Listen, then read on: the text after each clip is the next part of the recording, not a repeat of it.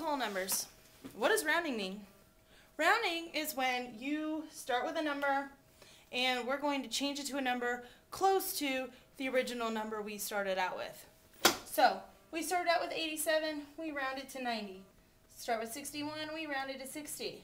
Start with 93, we rounded to 90. We're going to figure out how I did this because these aren't just random numbers.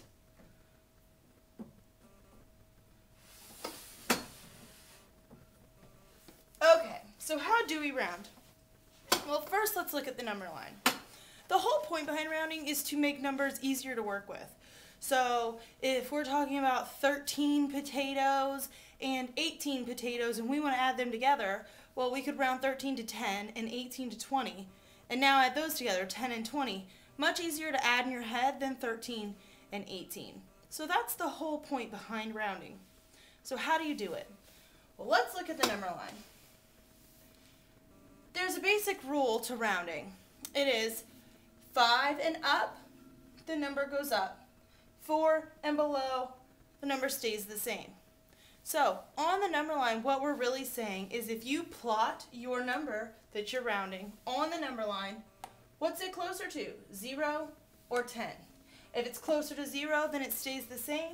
If it's closer to 10, then it goes up a number. So here's the basic steps. First, you find the number in the place value you're rounding to. So if we're rounding to the nearest tens, then you need to find the number in the tens place. After you found that number, look at the number to its right. Look at the number to its right. And follow the rule. And here's your rule. 4 and below stays the same. 5 and up goes up. Okay. So the number in the rounding place, which if we were rounding to tens, is the number in the tens place. The number in the rounding place either goes up or stays the same depending on this rule. Okay? And then all the numbers behind it turn to 0. So let's do some examples.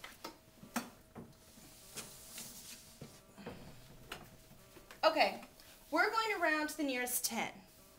We're rounding 63. So we find the number in the nearest tens place, or we find the number in the tens place, which is 6. We look to the number to the right of the 6. That's 3. We ask ourselves, is 3 4 and below or 5 and up? Well, 3 is below 4. The rule tells us if it's 4 and below, then this number stays the same. So the 6 will stay the same, and this number turns to a 0. So 63 rounded to the nearest 10 is 60. So if we were to plot this, this would be 50, this would be 60, 63 would go right here. Is it closer? I'm sorry. This would be 60, this would be 70. 63 is right here. Is 63 closer to 60 or closer to 70? It is very clearly closer to 60, so it rounds to 60. Let's look at one with the hundreds. Round to the nearest hundreds, 354. Okay, we're rounding to the hundreds, so we need to find the number in the hundreds place, which is the 3. So here's the number in our hundreds place. We look to the right of that number to decide if this number will stay the same or go up. The number to the right is 5. Well, let's think back to our rule. 4 and below, this stays the same. 5 and up, this will go up 1. Well, the 5 is included in 5 and up. So that tells us this 3 is going to go up 1. So your 3 will change to a 4, and everything behind that 3 will change to zeros. So this rounds to 400. All right? So let's look back to our number line. For this problem, it would be 300, and down here would be 400. 354 would be right here. Is it closer to 10 or closer to 300? Or is it closer to 400 or closer to 300? This one's a little bit harder to see, but 5 and this way is closer to 400.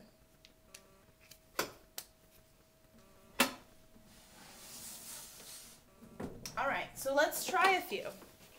For this side, we're rounding to the nearest 10. So first, find the number in the tens place.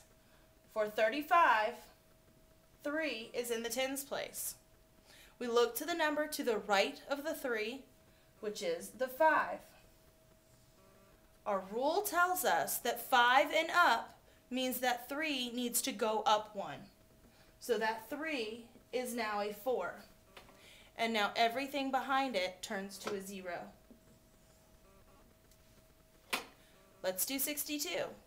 Again, we're rounding to the nearest tens. 6 is in the tens place. We look to the right of the 6, and that's a 2. Is 2 4 and below or 5 and up? Well, 2 is less than 4, so we know it's 4 and below. 4 and below tells us to stay the same. So our 6 stays the same, and everything behind it turns to a 0. Okay, let's look at 176. Still rounding to the nearest tens, we find the number in the tens place. Well, in this number, the 7 is in the tens place. We still look to the right of the tens, which is a 6. You ask yourself, is 6 4 and below or 5 and up? It's 5 and up, which means that this 7 needs to go up 1. Nothing happens to the number in front of the 7, so it will always stay the same. The only number that can ever change is the number that you underline and the numbers behind it. So 6 tells the 7 to go up, so that will go up to 8, and then everything behind it turns to 0. Last one, 2,354. We're rounding to the nearest 10 one more time. We find the number in the tens place, which is a 5.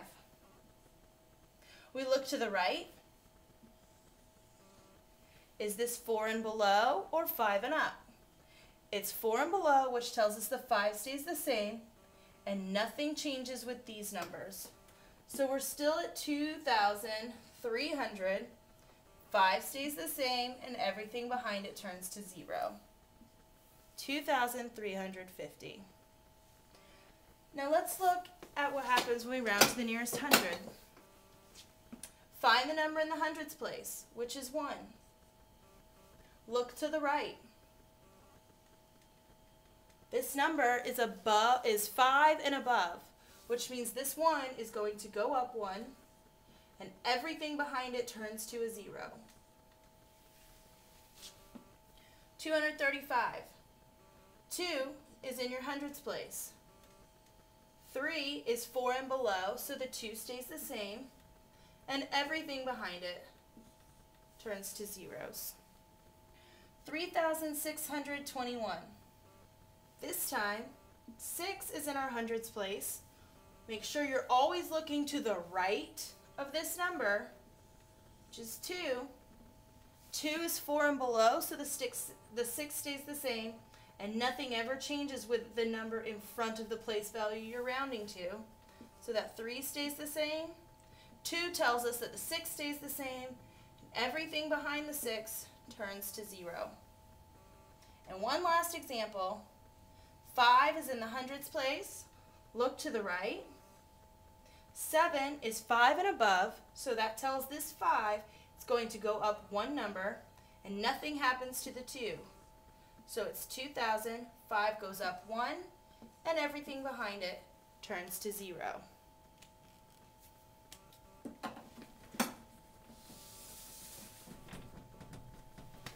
On your own, try these 4 problems. The pink, I want you to round to the nearest 10, and the blue, round to the nearest hundreds. Have these ready and bring them with you to class tomorrow with any questions.